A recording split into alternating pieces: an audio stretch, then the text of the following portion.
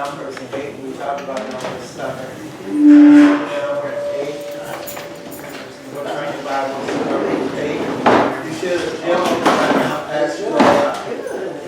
Did Jim pass you all out? Wasn't a coward covered to give one. Renell, you get one. I got seven. Steve just got one.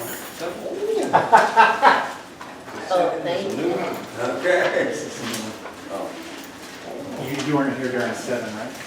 They were here Saturday. You know, it's a dog and Shane, it's a big print. You know, it's still kind of fuzzy. You can see it, right? I mean, I can see it, but my eyes, It's a big print.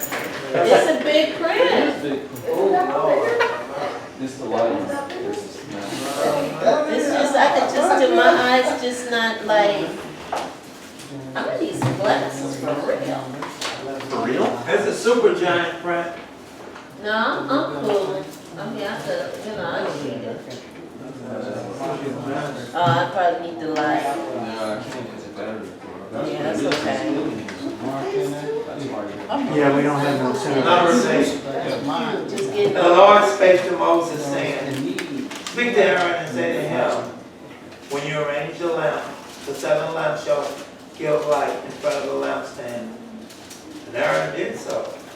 He arranged the lamp to face towards the front of the lampstand, as the Lord commanded Moses. 4. Now this was the workmanship. Oh, there we go. Of the lampstand, hammered work of gold. From its base to its flowers, it was hammered work, according to the pattern which the Lord had shown Moses. So he made the lampstand. Again, the Lord spoke to Moses, saying, Take the Levites from among the sons of Israel and cleanse them. 7.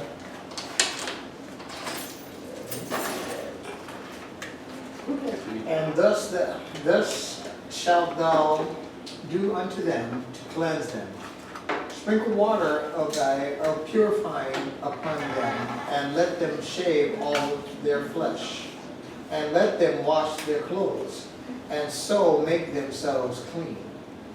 Then let them take a young bullock with his meat offering, even fine flour mingled with oil, and other young bullock shalt thou take for a sin offering. 9.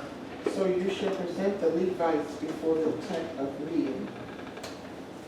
You shall also assemble the whole congregation of the sons of Israel, and present the Levites before the Lord, and the sons of Israel shall lay their hands on the Levites. And Aaron shall offer the Levites before the Lord like a wave offering from the children of Israel, that they may perform the work of the Lord. Then the Levites shall lay their hands on the heads of the young bulls, and ye shall offer one as a sin offering and the other as a burnt offering to the Lord, to make atonement for the Levites. 13. You are to have the Levites stand before Aaron and his sons, and you are to present them before the Lord as a presentation offering. In this way, you are to separate the Levites from the rest of the Israelites, so that the Levites will belong to me. After that, the Levites may come to serve at the tent of meeting. And once you have ceremonially cleansed them and present them as a presentation offering. 16. They are the Israelites who are to be given wholly to me. I have taken them as my own, in place of the firstborn, the first male offspring, from every Israelite woman, every firstborn male in Israel, whether man or animal, is mine. When I struck down all the firstborn in Egypt, I set them apart for myself. Remember when they struck down, what they struck down? The firstborn. Firstborn. Remember when Yeah, remember when he struck the firstborn down, remember now that they're ready to go or they're on their way down to the promised land. Remember, when we started off, remember there was a number and we came up short and it was the firstborn? Y'all don't remember that? It was the firstborn. I'll share with you when we get there. But it was a number and they came up short. But this is what's going on. But anyway, go ahead. And I have taken the Levites in place of all the firstborn sons in Israel. That's it. You give 19 says what? That's it though. And I have given the Levites as a gift to Aaron and his sons from among the children of Israel to do the work for the children of Israel in the tabernacle of meeting, and to make atonement for the children of Israel, that there be no plague among the children of Israel when the children of Israel come near the sanctuary. Thus Moses and Aaron and all the congregation and the children of Israel did to the Levites according to all that the Lord commanded Moses concerning the Levites. So the children of Israel did to them. Okay? We going back around. Oh, we at? 21. 21. The Levites too purified themselves from sin and washed their clothes, and Aaron presented them as a wave offering before the Lord. Aaron also made atonement for them to cleanse them. Then after that, the Levites went in to perform their service in the tent of meeting before Aaron and before his sons. Just as the Lord had commanded Moses concerning the Levites, so they did to them.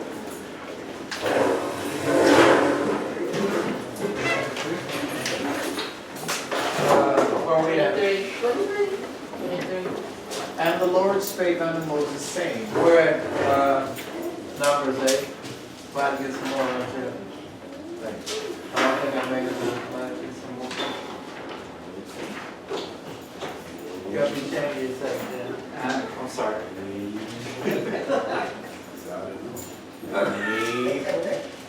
23 says what? What'd you say, Steve? Wait. And the Lord spake unto Moses, saying, This is it that belongeth unto the Levites. From 20 and 5 years old and upward, they shall go in to wait upon the service of the tabernacle of the congregation. And from the age of 50 years, they shall cease waiting upon the service thereof, and shall serve no more. What They is may, it? however, assist their brothers in the tent of meeting to keep an obligation, but they themselves shall do no work. Thus you shall deal with the Levites concerning their obligations. We've made the statement, going back to 8:1, Numbers 8:1. We made the statement, but I want you to see this in 8:1. Something certainly stands out. Numbers 8:1 says what? The Lord spoke to Then Moses. what? Then the Lord spoke. Then the Lord spoke to Moses. So we have to see this, so that we know who it is that is speaking. We know that it is not Moses that is running around speaking, because they could have easily what? Disqualified or belittled Moses. They could have easily said, oh, he's just a man. Doesn't matter, but watch this. It's the Lord now that's speaking to Moses. And speaking to Moses, had he not given Moses some of these commands? Had he not given him some of these commands already? Or these commands, not some. Had he not given these commands to him already? Well, if you read your book of Exodus, you'll see what we're doing is we're in a repeat. We're in a repeat. So what do you mean? So now the Lord saying, simply doing this. I am reminding you, Moses. But hear me. I'm reminding you, Moses. But so what do you mean? If am I reminding you, Moses, then watch this. There's no mistakes. I don't want to make any mistakes. I don't want you to say, Teresa, you remember, and you say, yeah, I remember. And then you get up, and when you start to talk to people, some things you may have actually let go. Some things you may have forgotten. I said, it's the idea of when someone gets up to speak. I says, what is it, Dwayne? Or, no, it's Calvary's week, right? Calvary is your week, right?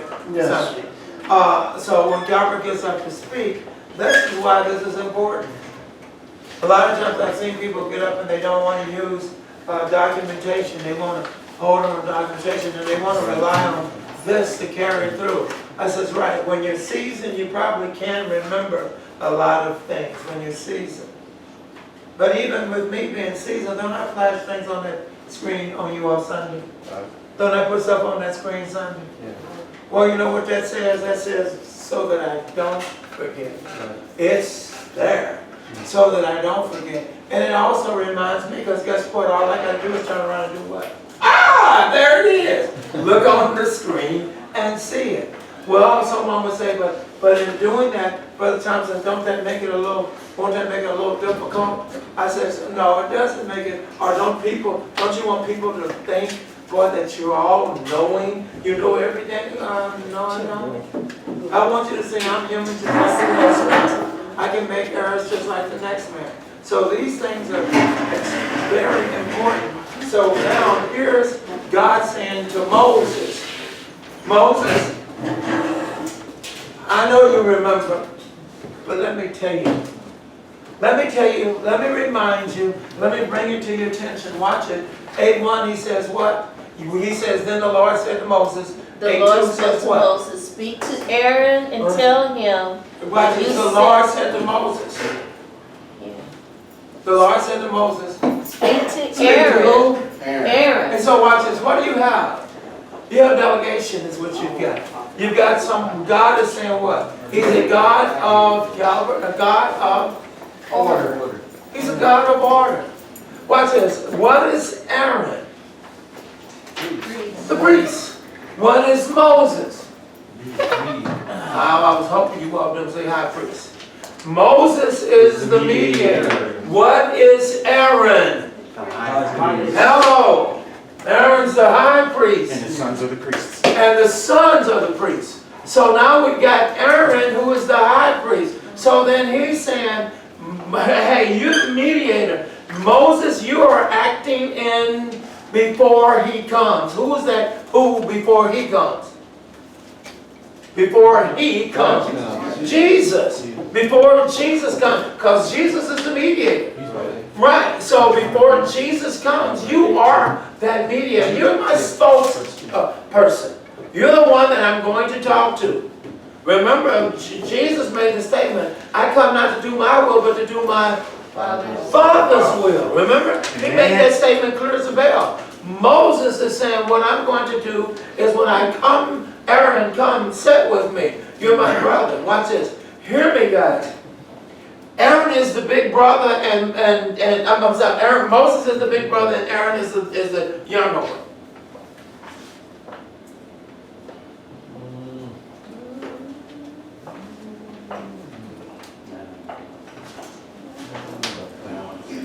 Oh, y'all leave me out there.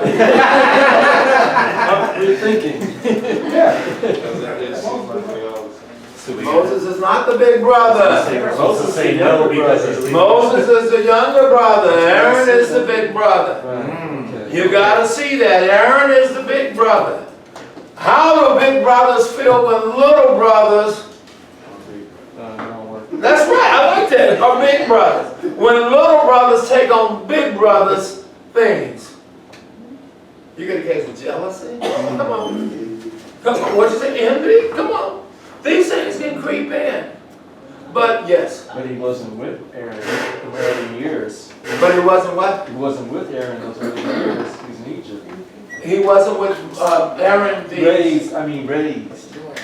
Remember he was raised by the Egyptians for that little period of Oh, time. you're talking about when he was raised. Right. And then so then we got a connection. They finally come together. Right. But remember, what took place? Moses did not want to speak, remember? Yeah. Moses had a speech impediment, remember that? He was stuttering. Yes, remember he stuttered, he had a speech impediment. And because he had this stutter and this speech impediment, Moses felt he did not qualify. That's how a lot of us feel. We've got some issues that we think we are disqualified to be representatives for Jesus. That's how some of us feel. Come on, let's get real. Yeah. You know, I would do it, but you know what I'm saying? I don't know enough. Come on, I don't know enough, so I can't go talk to someone. You know, let me call the preacher, and the preacher can give you some information, because I don't know enough. When, watch this, didn't God send out, didn't Jesus send out those 12? Really, the 70 according to Luke 10. But didn't he send out those? And then watch this, and then he tell them what not to carry, rod nor staff. Remember? Nothing. Carry absolutely nothing. How do you think they must have felt? How do you think? I don't, wait a minute, Lord. I know you want me to do this, but Lord, I mean, you're sending us out by twos, but can I go with you? Stop and think about it. And he says, no, I'm going to send you out. And he says, and guess what? You're going to do all kinds of miracles. There are going to be a lot of things that you're going to do that are going to take place. Boy, they came racing back. Remember Luke 10, they came racing back. Whoa, you know, wait a minute. Well, even the demons, they even bowed down. Wait a minute. They were so excited about it. Sometimes God has to make us independent. I have to get you to do it. You just do it. Step out and do it. And watch how things operate. When you watch this, you don't realize that a lot of you that are in this room don't realize that you have the knowledge. That's on you why you don't do it. But you have the knowledge. You've been free to go out and bring other souls of Christ. But some of us think, I just can't do it. So we've got in 8:1, we've got the Lord speaking to Moses, and then we got what? And then Moses is speaking to what? What can you imagine how that interpretation can get messed up? Yeah. Look at what we're talking about. We go from Moses down to Aaron. Look how that you could easily lose the values of what you have to say, but they don't lose not one word. Moses says to Aaron, I'm going to tell you what God has said to me. You better take heed. Heed is, you better set your mind down. Heed is, everything I say, you need to shut up and just listen. Heed is, you need to keep completely focused on what I'm going to tell you. Remember, could they write? Stop and think about it. Could they write? The laws are being written, guys. The laws are written. Hear me. You know they weren't. Lord have mercy. We need to go back to Exodus. When we start to talk about the 10 Commandments, when God gave Moses those commandments, you believe all he gave was what? 10. Right? You believe all he gave was 10. Let's go back and look at that. He gave him the commandments. He gave him the law. Moses had more than just the 10 commandments. Moses had the law. Moses destroyed the 10 and Cain had to go back. But he had already given Moses the law. So when Moses would go down there, that would be very bad on on God's part, to turn around and condemn those people and they don't have the law. They do have it. So now here's the law. Once again, he says, what has been written? Now I'm going to tell you again. I know you didn't carry them with you, Moses. But Moses, they should have been written. Maybe y'all don't hear me. Who was with Moses and passed some pretty good advice on to him? You talking about in Exodus? Yeah, but who was with Moses and passed some pretty good advice on him? His father? You got him. Come on. So you got him. Remember? So you got Grandpa that says, let me sit down and talk to you. Moses, this is way too much for you to handle. Moses, you need to start to do what? You need to start separating by tribe, family by family. Moses, it needs to be opened up. So watch this, so you can take this load off of you. So watch this. So Moses said, all of y'all come in, we're just going to talk and we're going to share. Do you really think that's what happened? Somebody's got to write.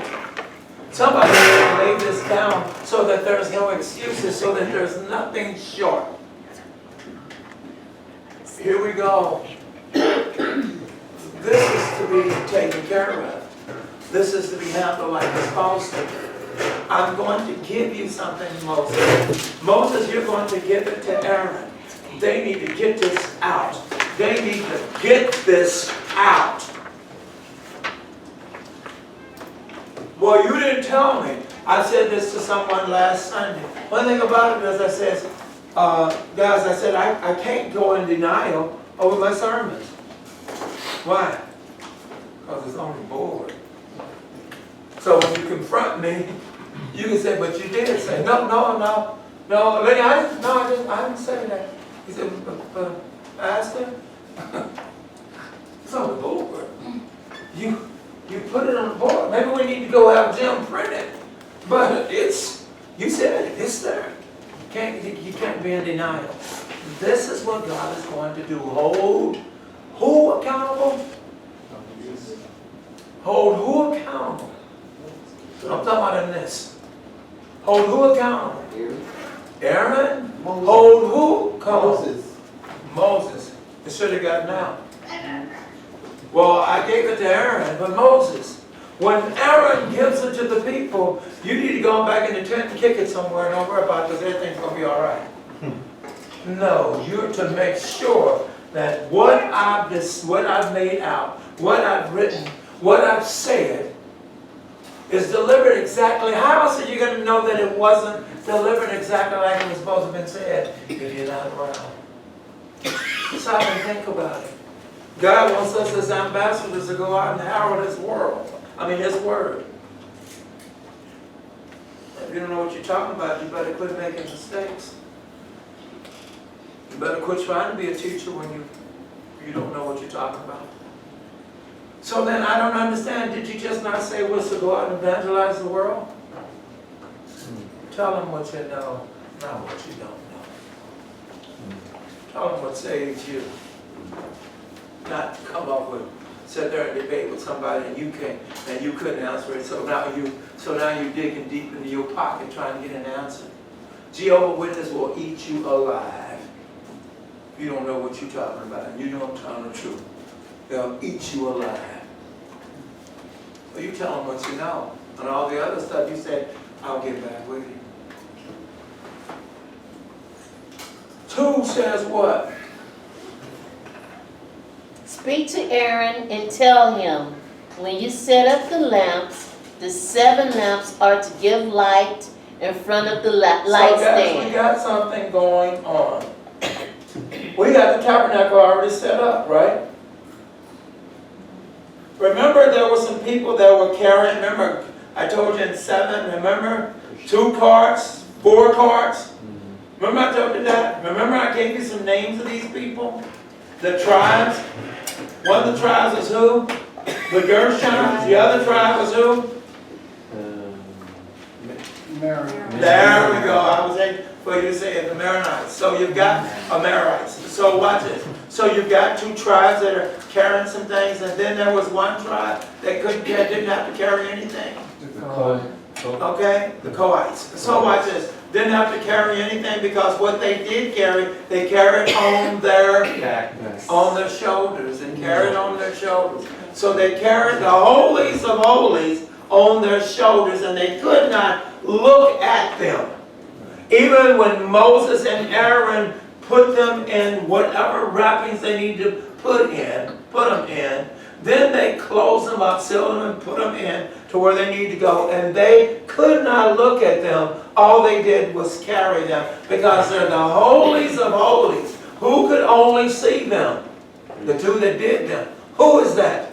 Moses and Aaron. They're the only 2 that could put this stuff together. So now watch this. If this be the case, then we got what?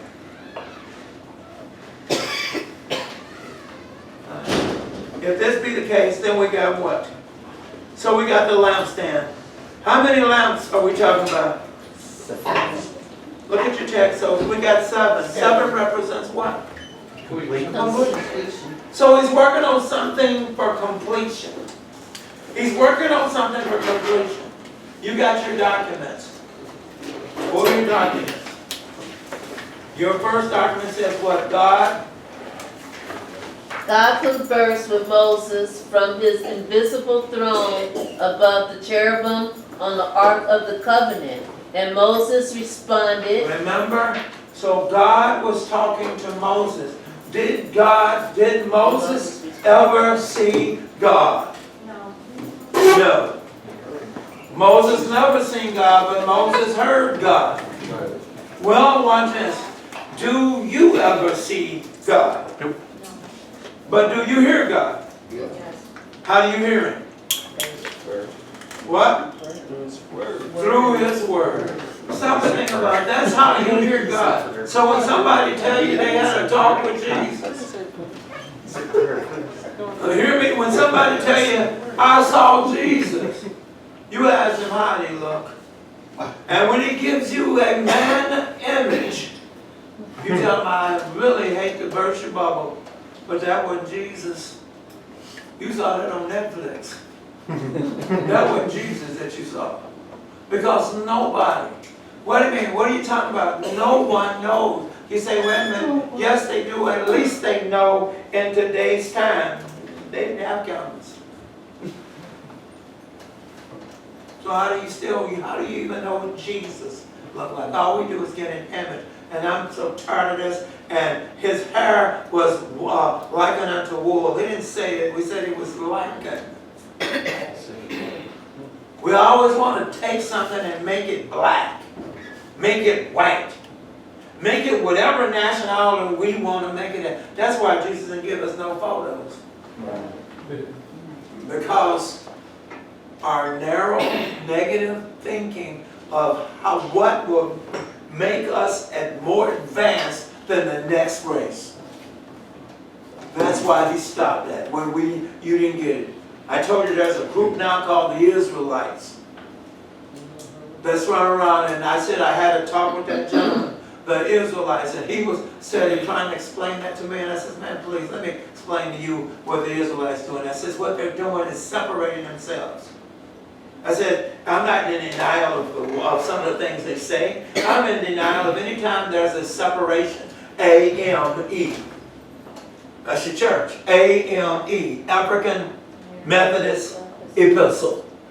I got a problem. Why? You just separated. You just took a race of people out of it and you don't even realize it. God said He came down here to save all. He came down to save just a race. He came down to save everybody. right. If we take heed.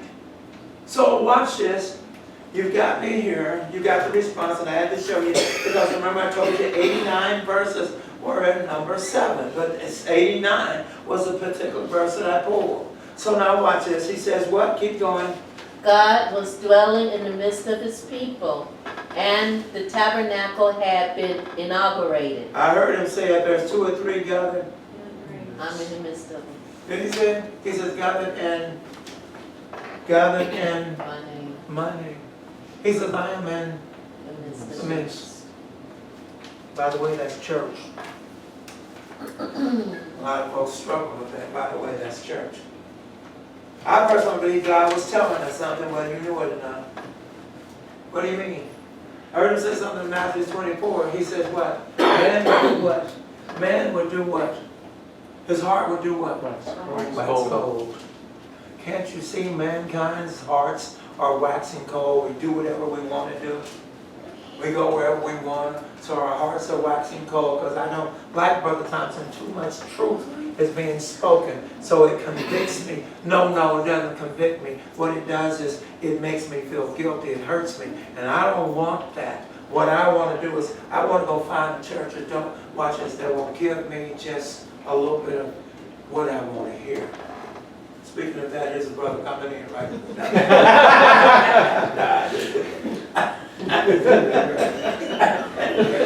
Lord, I get it now. but anyway, you guys together? Okay. But watch this. So then watch this. If this being the case, keep reading. He says what? As part? And its operation was beginning exactly as God had commanded. I told you, God is a God of what?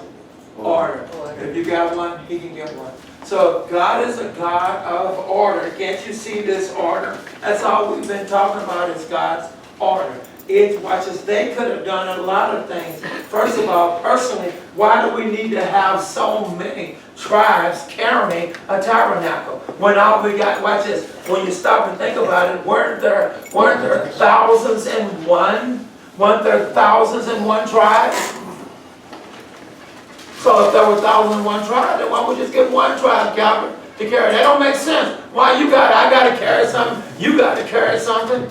You know, well, make you feel good. Well, somebody and you want to feel good, then somebody carry it. But for the most part, why don't we just have one? That's our thinking. Our thinking say, why we need everybody to do it? When, wait a minute, so here's a group over here that ain't carrying nothing because they can put the stuff on their shoulders. So is it necessary that they even be around? Why don't we just go ahead and give it to, wait a minute, there's the Gershons, who's got a what? Who's got 4 cars? Well, we pass it on to them and let them carry it. We don't need to have all these people. That's our thinking. We always got a way of when it comes to handling God's worship, we want to do it. We got a better way. We got a much easier, we got a much more productive way of doing things. We started out where the churches weren't making too much noise, and now we got all kinds of noises running around in the church. So to think about it. It's making all these changes. And what are all these changes for? Are they to appease the people? Are they to make the people feel good? I've always said if the Word of God can't make you feel good, what's wrong with you? If it can't vex your soul, if it can't, the Word of God is the only thing that you got that will lift your soul up. Nothing else. So the music that lift my soul up, no, that's your heart. That's your emotions that just lift. God's Word is what's supposed to rise your spirit up. So guys, watch this. I know I'm going to get out of doing it again. Go watch this. So then watch this. We've got the 7 lampstands, right? God commanded Aaron to do what? To set up the 7 lampstands? Set up the 7 lampstands on the lampstand in such a way that they face toward and That through they face their forward. light. Face forward and through their light in front of the lampstand. The design for the lampstand had been given to Moses back in Exodus 25. So, did you all catch it? The design for the lampstands were given back in Exodus 25. So then what that tells me is what God is giving them is a repeat. It's something He's already said. It was a time when God had said that told them that He wouldn't go with them anymore. He wouldn't walk with them. He wouldn't walk with them anymore. Remember Moses pleaded. For Him to come with them. Moses said, if I was to go with you, something would happen. Watch this. God says what I would do. He says, because if I go with you, what do I do? I'll kill all of them. I don't waste my time. So think about it. So here's God's mercy because He's listened to His mediator. And so God says, okay, look, there could be some reconciliation. I'm so glad you came to me. Because you came to me, it shows your care and concern for my people, for Moses' people. No. They're not Moses' people, they're God's people. So it shows care and concern for my people. That's what He's doing. He's all along has been waiting for Moses to step up. Stop and think about it. Moses was a shepherd. No, He's not. Lord have mercy. So watch this. So Moses was a shepherd. Guys, do you understand? That's the lowest of low. Yeah. You took the lowest of low and you've made Him now a mediator. Can you imagine? Moses, can you imagine the responsibility that's just been given to you? Moses, you're leading millions of people. Millions of people. That's what you're doing. You watch as your baby, you're answering millions of people. God, if that ain't responsibility, help me. But here we go with Moses, right? So watch this. So we got the lampstand, right? Your Bible says what? And 2 says what? Thou art the assistant that the lamps should face forward and shed their light forward. Go ahead. What did the lampstand symbolize? It Go ahead. symbolized God himself. That is why a piece of furniture was made of pure gold, hammered into shape. Unlike the other objects in the outer sanctuary, which were made of wood and merely plated with gold. It had 7 lamps on it, symbolizing the completeness and the perfection of God's presence. This symbolism is confirmed by the description of the function of the lampstand. It was to give light. Matthew 5:16 or Matthew 5:14 says go there.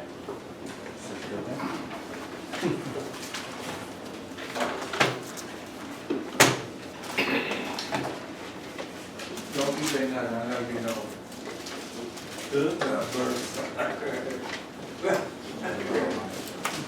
Matthew 5. 14. 14. Did it say something? Ye are the light of the world. Says ye are the light of the world. A city that is set on a hill cannot be hid. Come on. I want to be something about the city, but go on. Okay, go ahead. Neither do men light a candle and put it under a bushel, Uh-huh. but on a candlestick, and it giveth light unto all that are in the house. This is the let your light shine. Let your light shine before men, Before men. that they may see your good works and glorify your Father which is in heaven. And there's something. Your Old Testament is saying what the New Testament is saying. Your Old Testament is talking about a lamp. And they're not just to get the lamp and just to set it any kind of way. They're to set the lamp forward. They're to set the lamp where it is to shine upon some objects. I don't know. I don't know what I'm sorry? That's what the song, this little light of mine. Okay, I don't have a problem with it. Yeah, but I don't have a problem with it. But this little light of mine, let it shine, you're right. So I don't have a problem with it. So watch this. Look at this, guys. So then look at this. Now look in your back in your Numbers 8. Your Numbers 8, 2, 3, and 4. Go back to your Bible. Numbers 8, 2, 3, and 4. Vernell, you have it. Read 2, 3, and 4. Numbers 8. Uh-huh. Speak to Aaron and say to him, when you set up the 7 lamps, they are to light the area in front of the lampstand. So first of all, they're to do what? Like they. Like But where? In In front front of of the the lamp. So they're to do it in front of the lampstand. Let me ask you something. In the tabernacles, did it have windows? No. So it didn't have windows. So now watch this. Then it is designed to light up yet the front of a lampstand, right? So it's to light up something in front. I wonder what it is that it's lighting up that needs to be noticed. And it took place in Numbers 7, whether you know it or not. But I want you to see something. Let's go on farther. You were reading. Watch this. I want you to see something else. Aaron did so. He set up the lamps so that they faced forward on the lampstand, just as the Lord commanded Moses. This is how the lampstand was made. It was made of hammered gold from its base to its blossoms. The lampstand was made exactly like the pattern the Lord had shown Moses. So isn't this amazing? So you've got something going on.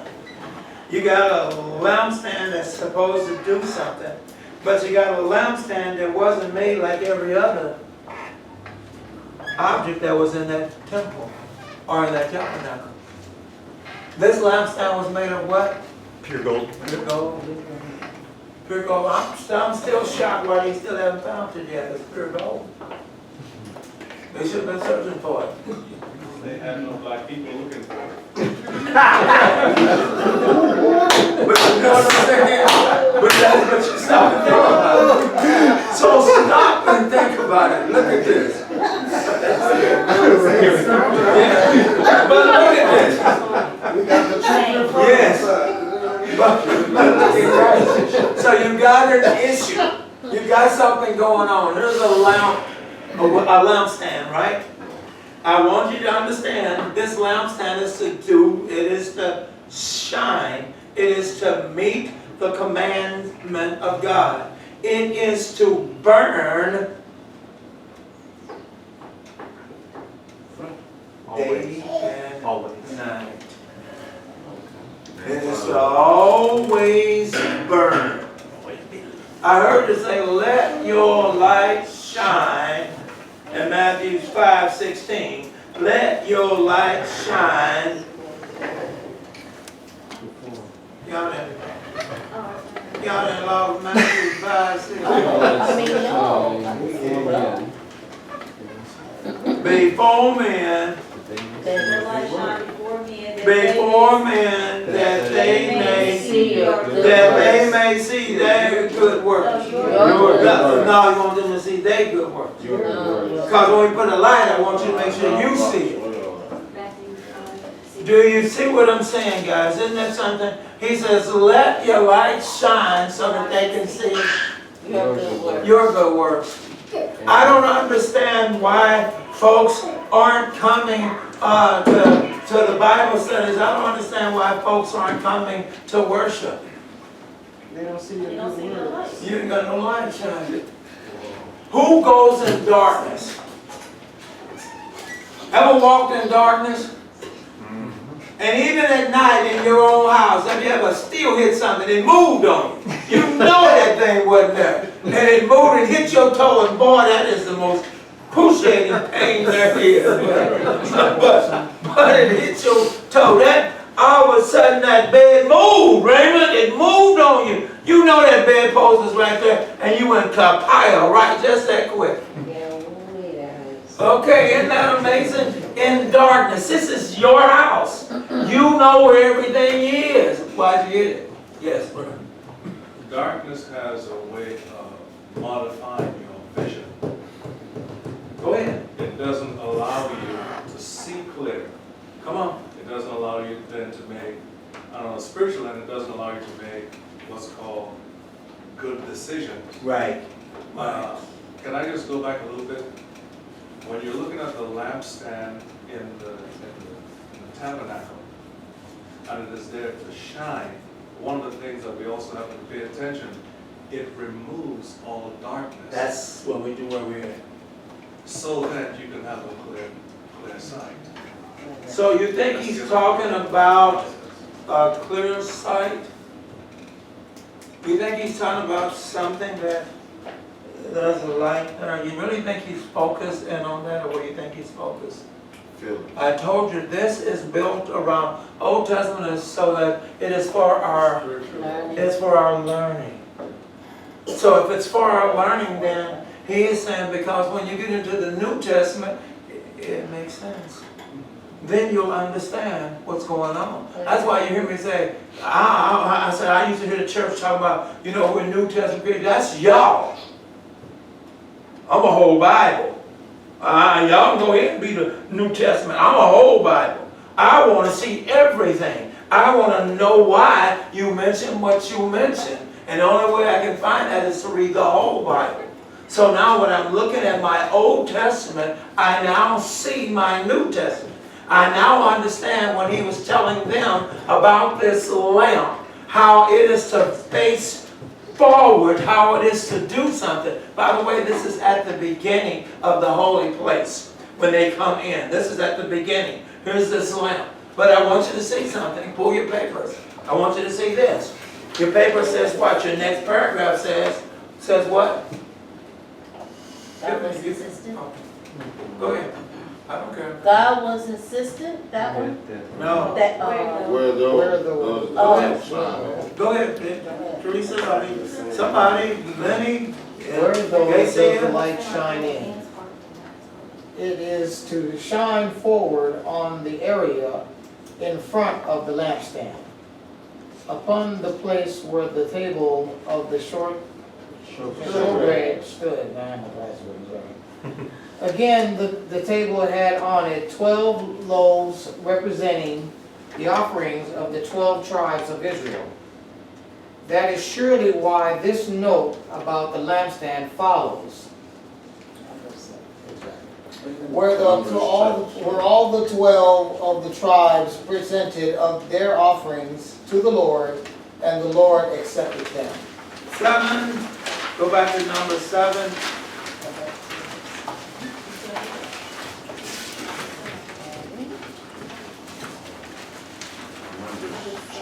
You got number 7. Ready? 12. Number 7, 12. Oh yeah, I'm in the Bible. Number 7. Numbers 7. Verse 12. Verse 12. The one who presented his offering on the first day was Nahshon, son of Amminadab, from the tribe of Judah. His offering was 1 silver dish weighing 3/4 pounds and 1 silver basin weighing 1 3/4 pounds, measured by the standard sanctuary shekel, both of them full of fine flour mixed with oil for a grain offering. One gold bowl weighing 4 ounces full of incense. Go ahead. 1 young bull, 1 ram, and 1 male lamb a year old for a burnt offering. 1 male goat for a sin offering, and 2 bulls, 5 rams, 5 male breeding goats, and 5 male lambs a year old for the fellowship sacrifice. This was the offering of Nahshon, son of Amminadab. So I made the statement. That light now is the shine, right? It's the shine, right? And it is the shine on what was presented. So you take what you just said times 12. You take what you just said, there's 12 tribes. All 12 tribes are to bring the exact same thing.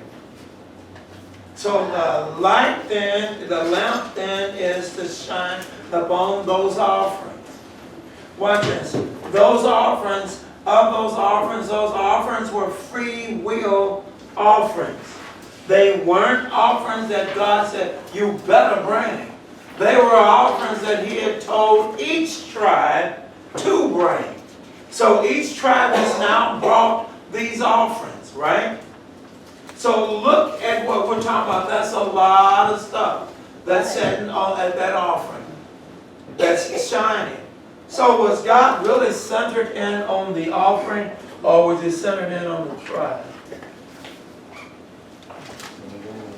Obedience. The offerings were offerings of peace, offerings of fellowship. That's what those offerings were. But God was centered on each and every tribe, presenting them, giving them. What are you saying? I'm saying, because every time we read, it always said, then the Lord, or then the Lord spoke. Then the Lord spoke to Moses. It always says this. So then, there's no excuses on coming up short. There's no excuses on, I don't know what to bring. It's already been laid out what they are to bring. So now they can see it. Because the light is shining. So now He can see you. Because the light is shining. So now they can see us. Because the light is shining. So that when you go out not with the idea of thinking that you have said something, but you go out with the understanding of doing what God has commanded you. And if God has commanded you, then the Spirit, the Holy Spirit, is that which speaks for you. Yes. I'm almost wondering if the 7 lamps upon the lampstand stand for the 7 spirits of God. Don't compare them. Don't do that. No, don't compare them. Because he's going to talk about the 7 lamps here were 7 lamps that were designed to do something. The 7 lamps in Revelation were to identify what? Identify what? The churches. That's what they were for, to identify the churches. So no, you can't compare on this. You had something, or did I answer? Yeah, you went where I was going. Okay, right. Yeah, that's your 7 lamps. So understand the 2. This is for a reason. This is, I told you, you're learning. This is what he is trying to tell us. Look at this, because this, what I've asked of them, really you don't realize that I'm asking you to do the same thing. There's nothing different. I'm asking you to do the same thing. You just ain't gonna use bulls and goats and things like that. That's all. You're not gonna use that. He's going to use you. Stop and think about it. He says you are a living sacrifice. That's what I thought I heard him say. You're a living sacrifice. So stop and think about it. So then watch this, guys. Getting back into your text. I want you to see this. I'm sorry, your paper. If you flip your paper, flip the paper I'm giving you on the back side. Just flip it over. Open it up. Open it up and turn it over. This is what. Open it up and turn it over. You've got it says, note the great values of the lampstand. See it? Got it? Then read it. It was a beautiful, exquisite furnishing, very valuable. It was made of pure hammered gold in the form of 7-branched tree that flowered. There was, of course, a base with 1 major shaft. 3 branches extended out on each side of the shaft. There were cups shaped like almond blossoms, and buds running up and decorating the shaft and branches of the lampstand. The light of the lampstand focused upon the 12 loaves of showbread, a symbol of the 12 tribes of Israel, God's people. The light of God's presence shines upon the true believer. God gives light to his people. His love, care, provision, direction, guidance, knowledge, and wisdom. God's light gives whatever is necessary to overcome the pitfalls and enemies of this life. So then this light that God gave you that's supposed to shine before the world is built around what? Love? Yes. Care. Care, provision, Direction. Direction. guidance, Knowledge. Wisdom. And wisdom. Yep. So it looks like it's more just something that illuminates. Yep. Overcoming. Drop this on pitfalls and enemies you. of Drop this on you. What you see, guys, what you see in this room is light, right? Yep. John 1:4 says what? Okay.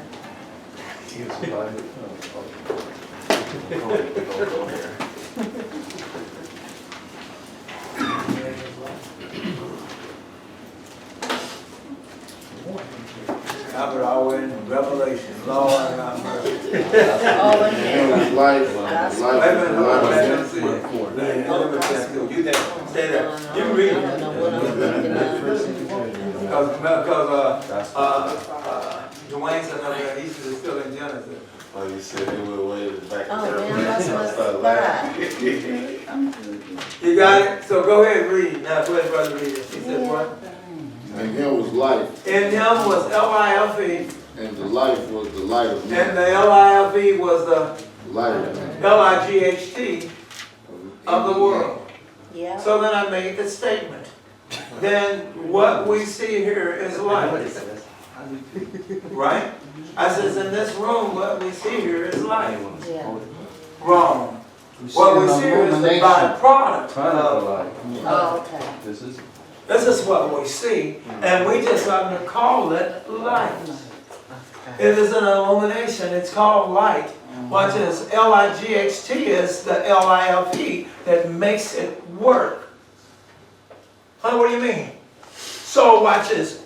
If this is the case, he says the L-I-F-E, he says he is the L-I-F-E, he says he's your light that can light. So then if this is the case, then he's saying, I'm the light. And watch this. Jesus is the illumination. Jesus is the light. So then what are you talking about? He's trying to get us to center in on salvation.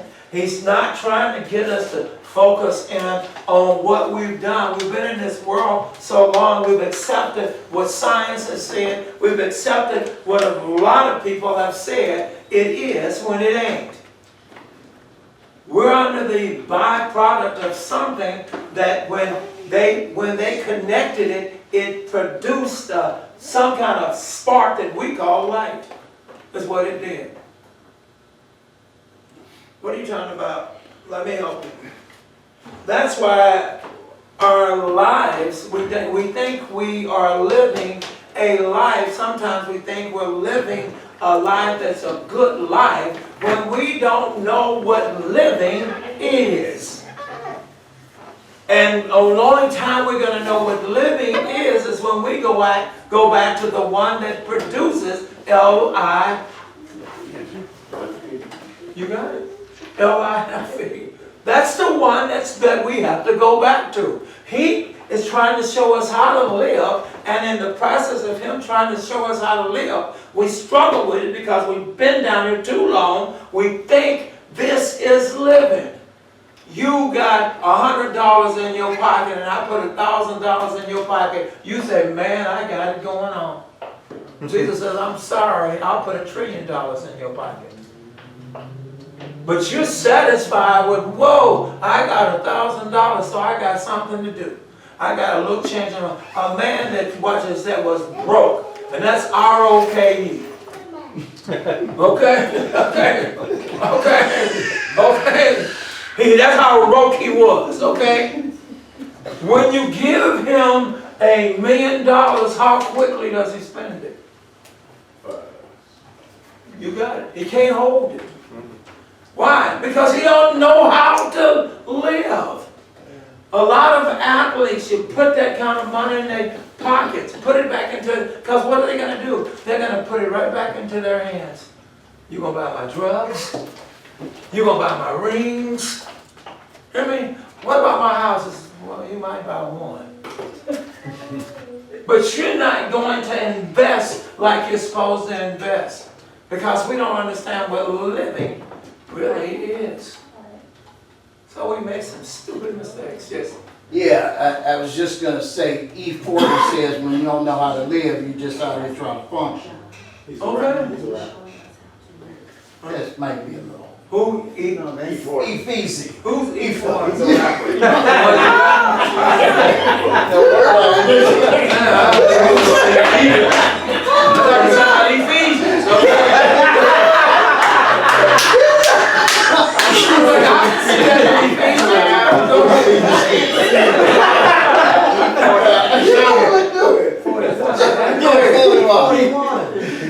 So what he said, how it function. We got to stop and think about it. What is Jesus? What is God doing here?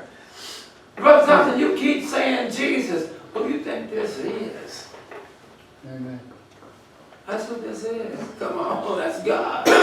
You know, and for many of us, at least for me, Go ahead. as a baby in Christ, I always heard, is God the Father in the old and Jesus in the new. It was wrong teaching then, Yes. but to a great extent, that's all we had. You got it? So what we have to, and now we have to go back and relearn a lot of things that we have heard before. And really, what that is the journey that Israel is going to have for the next, Lord knows how many years. Because when Jesus came along, they had to relearn. Now they got to remind what all this meant. Yeah. So we have to go through the same process. You got it. In that. And we've been through that process, yes. On a more serious note, when we connect with Jesus, number one, our work is going to be exposed because it's about the business, the work. That's right. And then also, our light is going to shine. You better know it. It's going to shine. And that's why it says, how you in the bush will know. You got to let it shine. You got it. Guys, watch this. Get back into your Bible. He's now told them there's to be a lampstand, right? Yeah. He's now told them it's going to be some lighting. Aaron and them has got to light it up. And they've got a responsibility. It's to remain lit. Better keep that lampstand lit until they move that tabernacle again. So every day they're to make sure that lamp better not go out. Yeah. Because remember, who's in the midst? God. So then watch this. Not only that, but he says in verse 6, he says what? I'm sorry, 5, he says what? Then the Lord spoke Then to 5, he Moses. says what? Then the That's Lord 5, he spoke to says what? Moses. 5, he says what? Then the Lord Then. spoke to Moses. He says then. And it says. Guys, you again. gotta see it. Then. It said again. Watch this, or again. But then or again. What are you saying? This is not something you're conjuring up. God says, hey, watch this. Now you got it, the lampstand. He says, but once again, I am not going to assume you know. He says, so then the Lord said to them. So watch this. Now the Lord said what in 5? Then the Lord spoke to Moses, Come on. saying, take the Levites. Why I need to speak to Moses when Aaron is doing all this? Come on, why I need to speak to Moses when Aaron is doing all this? That's our thinking. Come on, that would be our thinking. Every time you turn around, wait a minute, Aaron is the one that's coming to us, right? Aaron is the one that's passing out these instructions. So we don't need Aaron. I mean Moses. We don't need Moses. All we need is, that would be our logic, whether you know it or not. That is the logic that's going on. You don't need a preacher. You got a radio. You got YouTube. You got what? You got TV. We got all kinds of ways now where you don't need a preacher. You don't need to be in the auditorium. You don't need to be there. You can set it on. And put your hands on the radio. Come on, that's it. Or watch this. In this case, you can set it home, and all you got to do is click YouTube. Brother Thompson be through it a little bit. Jim will have it all ready to go in about an hour or two. All I got to do is just hold on. He'll have it all ready, and I can just click it on. Isn't that something? Stop and think about it. Once again, that would be our logic. We didn't drop, I know we dropped some Hebrews 10:24 on down. I know we dropped it. But the bottom line is, believe me, some would even say, I don't even know why we need to come to worship when he says, forsake not. Right. When he said it. Isn't that something? But he said, this is what he's doing. He's removing all these assumptions. He's saying, then said, or again, spoke the Lord to Moses. Moses is then, come on Calvert, Moses is then what going to do in 6? He says, take the Levites from among the children of Israel. He says, don't carry all 3 or 4 million of them. Just take the who? The Levites. Just take the Levites. Who are the Levites we talking about right now? I told you earlier. Who are we talking about right now? They got names to them. They got names to them. The Gershons, Mirites, and the Kohites. They got names to them. So take it to them. They're the ones that have been responsible. They're the ones that have to watch this, that I've assigned to do a work. But shoot, I like what they're doing. I'm going to roll with them. You know, I think I'll roll with them because I like what they're doing. It looks good. You know, I can help. I'm strong. I can help them. Somehow I can comprehend, so I can think. I can probably give it. I can probably even deliver it better than them because I have the ability to speak. Stop and think about it. God is a God of order. He says, here's how we work this. Moses, you get it? Give it to Aaron. Aaron, here's some more special instructions. You're now to go to the Levites. Yeah.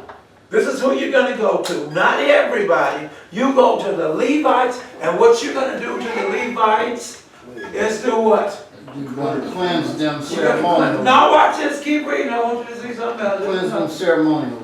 Ceremonial, come on.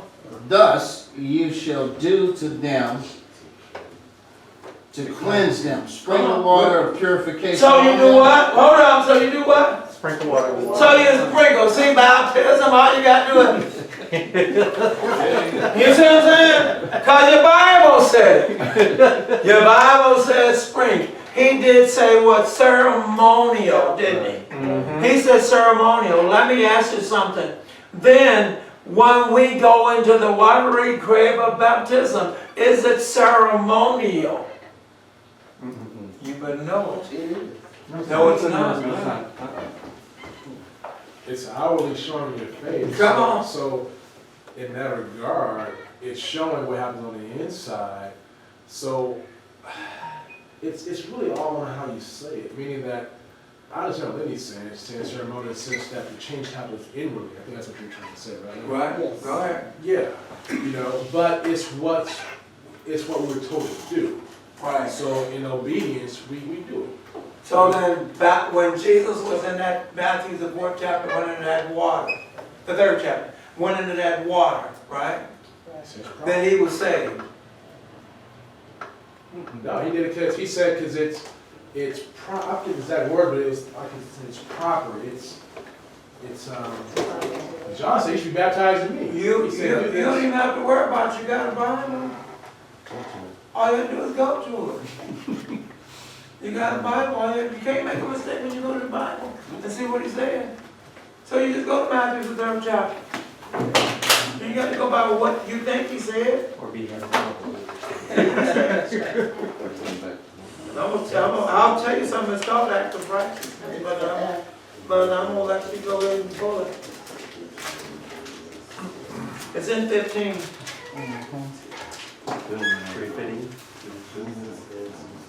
Matthew 3:15 says what? Matthew 3:15 says what? Jesus answering said unto him, suffer it to be so now, for thus it becometh us to fulfill all righteousness. So to do what? For us to fulfill all righteousness. That's right. What is righteousness? Dwayne already called it. What is righteousness? That's right. What is righteousness? Terminology. What is righteousness? To be made right with. What is Yes. The only thing about that, I hear exactly what you're saying is that, you know, for so long, being in the Church of Christ, you know, we were taught. No, you're there. Go ahead. You know, You're gotta there. be submerged. Even if what happens is somebody's on their way to get baptized and get killed, oh, they ain't gonna make it. You know, You're there, and they disregard the change that happens in their heart. You're there. You know, and so, yeah. And because you got Romans the 10th chapter to back it up. It says if you what? Believe in your heart and confess with your mouth. He says you're what? He said. It still holds grounds. What you're saying is this, and I knew where you're coming from. All we're saying is we've eliminated the heart. We've eliminated the belief side. We've now used the what?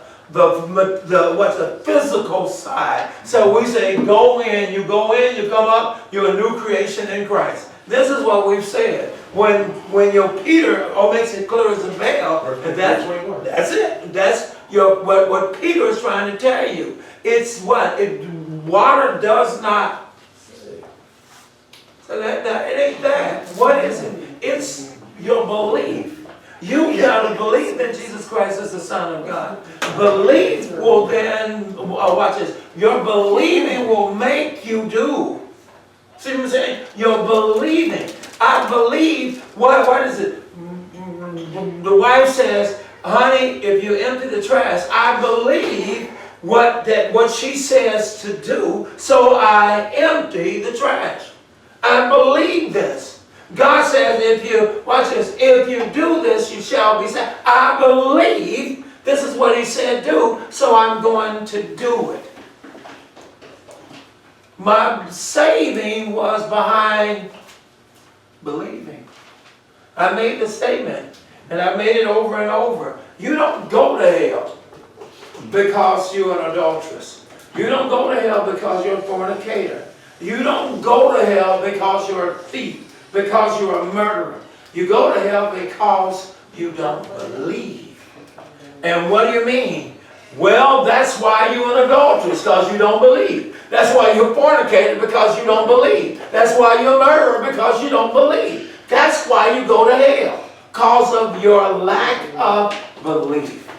That's why you go. Yes. And when you say belief, using it in that context, you're saying indicative of trust, right? Right. Well, that is it. Trust, yeah. Yeah, it's got to be that. So then watch this, guys, and I said I got to shut it down, but watch this, I'm going to get back here. He says what? He says, take the Levites from amongst the children of Israel, cleanse them ceremonially. He says, so cleanse them ceremonially.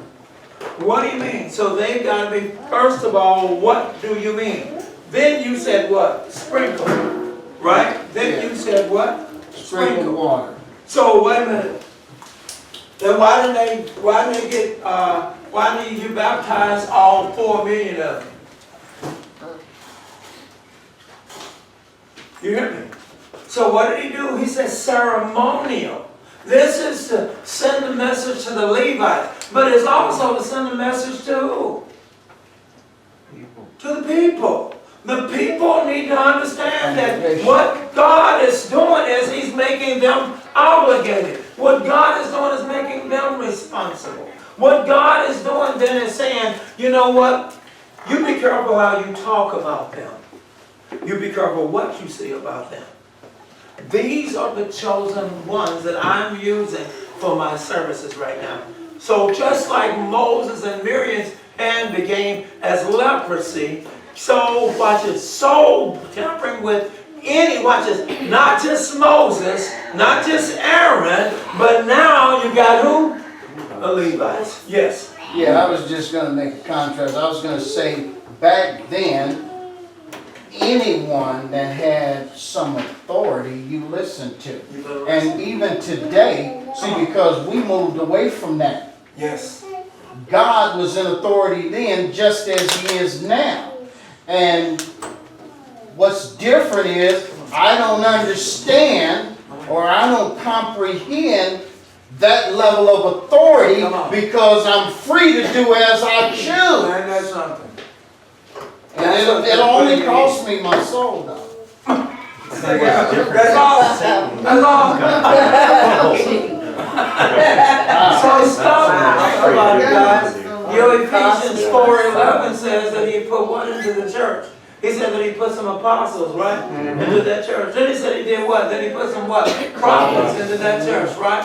Then the Bible says, and then He put some evangelists. And a lot of times we think, well, you know, that's somebody that's out running around. When there can also be local evangelists. So what do you mean? Then he's saying, what I'm trying to say is, and I put some preachers in that church, is what he's trying to say. Somebody said, well, no, because the latter part of that it says what? Pastors and teachers. No, when he speaks of that, the Greek word is poimen. So then what he's saying here is, on the latter part of that, pastors and teachers, he's really talking about elders. And I put elders in the church, is what he's talking about. See, I've already set it up, I've got my preachers. So I said, we got to be careful, like you said. God has laid it out, the order of the church. Disrespect how God has laid it out. And don't worry about it. You just might lose what? Your soul. Just your soul. Don't worry about it. You're going about your business. Just lose your soul. Stop and think about how dangerous that can be. 6 is where we stop. 6 is it, guys.